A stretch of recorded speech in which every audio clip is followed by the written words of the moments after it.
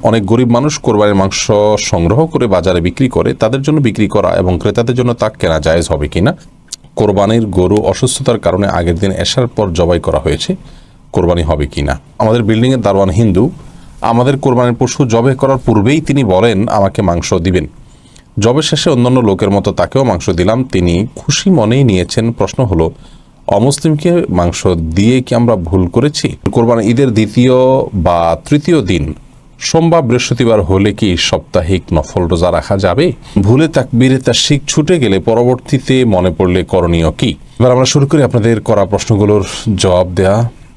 সুজন মিয়া বাবু, আপনি জানতে চেয়েছেন কোরবানির গরু অসুস্থতার কারণে আগের দিন এশার পর জবাই করা হয়েছে, কোরবানি হবে কি না।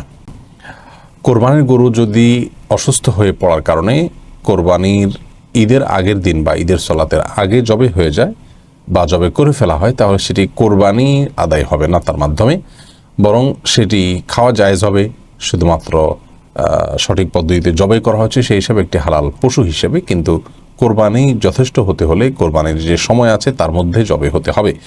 বিধায় এরকম ব্যক্তি যদি সচ্ছল হয়ে থাকেন তাহলে তার উচিত হবে আরেকটি পশু ক্রয় করে তার কোরবানির ব্যবস্থা করা। আহমেদ হোসেন জানতে চেয়েছেন, আমাদের বিল্ডিংয়ের দারোয়ান হিন্দু, আমাদের কোরবানির পশু জবে করার পূর্বেই তিনি বলেন আমাকে মাংস দিবেন। জবের শেষে অন্যান্য লোকের মতো তাকেও মাংস দিলাম, তিনি খুশি মনেই নিয়েছেন। প্রশ্ন হলো, অমুসলিমকে মাংস দিয়ে কি আমরা ভুল করেছি? ভাই আহমেদ হোসেন, আপনারা এতে কোনো ভুল করেননি, কারণ কোরবানির গোশত অমুসলিমকে দেয়া যায়, এ ব্যাপারে শরীয়তের কোনো নিষেধাজ্ঞা নেই। শরীফুল ইসলাম জানতে চেয়েছেন, অনেক গরিব মানুষ কোরবানির মাংস সংগ্রহ করে বাজারে বিক্রি করে, তাদের জন্য বিক্রি করা এবং ক্রেতাদের জন্য তা কেনা জায়েজ হবে কিনা। কোরবানির গোশত সংগ্রহ করার পর অভাবী মানুষরা যদি সেটা বিক্রি করেন তাহলে তাদের জন্য বিক্রি করা যেমন জায়েজ, তাদের কাছ থেকে যে কেউ ক্রয় করাও সম্পূর্ণ জায়েজ। কারণ কোরবানির গোশত এটি যখন আপনি কোনো গরিবকে, অভাবীকে বা কোনো ব্যক্তিকে আপনি দিলেন, তখন সেটির মালিক তিনি হয়ে গেছেন। তিনি মালিক হওয়ার পর এটিকে তিনি খাবেন না, বিক্রি করবেন না, কাউকে উপঢৌকন হিসাবে দিবেন, এটি একান্তই তার ব্যাপার।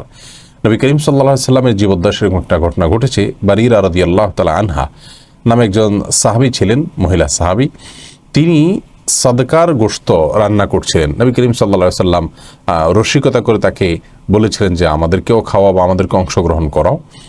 তখন তিনি বলেছিলেন, ইয়া রাসূলুল্লাহ, এটি তো সাদাকার গোশত, যেটা আপনি খান না, মান্নতের গোশত বা এই জাতীয় কোনো গোশত হতে পারে, যেটি নবী আলাইহিস সালাতু ওয়াস সালাম খান না, অর্থাৎ তার জন্য আল্লাহ তাআলা যাকাত এবং এই জাতীয় সাদাকা এগুলোকে হারাম করে দিয়েছেন।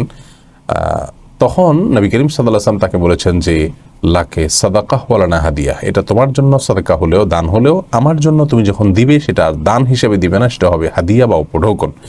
অতএব গরিব মানুষরা গোশত পাওয়ার পর তারা যদি বিক্রি করেন সেটি একান্ত তাদের ব্যাপার, সম্পূর্ণ জায়েজ আছে।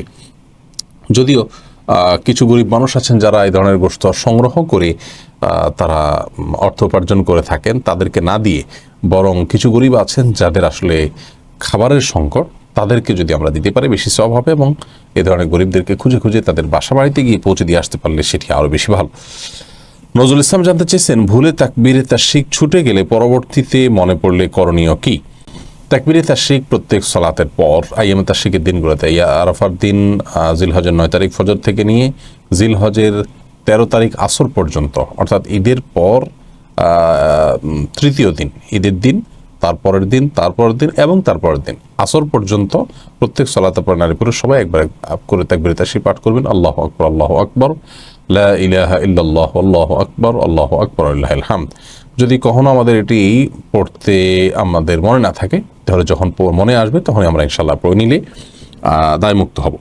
নাসিম ফিরোজ জানতে চেয়েছেন, কোরবানি ঈদের দ্বিতীয় বা তৃতীয় দিন সোমবার বৃহস্পতিবার হলে কি সাপ্তাহিক নফল রোজা রাখা যাবে?